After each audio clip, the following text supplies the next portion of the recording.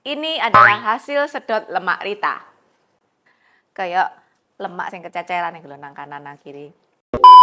Enggak Rek, bercanda. Ini tuh loh jus ayam.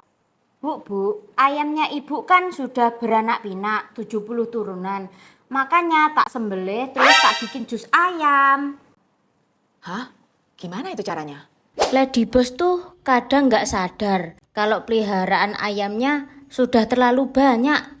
Ya wis lah, tak sembelih ae, terus tak dadekno kaldu ayam. Ibu itu orangnya disiplin dan tepat waktu. Kadang aku ya diomeli lek masake suwi banget.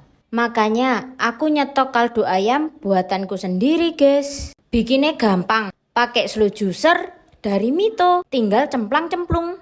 Judulnya slow juicer, tapi prosoku gak slow, ngejus ae lo, cepet ngene. Selain untuk bahan masakan, kaldu ayam ini ya diminum oleh ibu loh.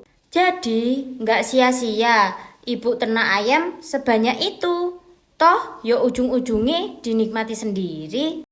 Oh ya Rit, bener juga. Ini bisa jadi ide buat teman-teman yang mau nyetok kaldu ayam di rumah pakai metode slow juicer.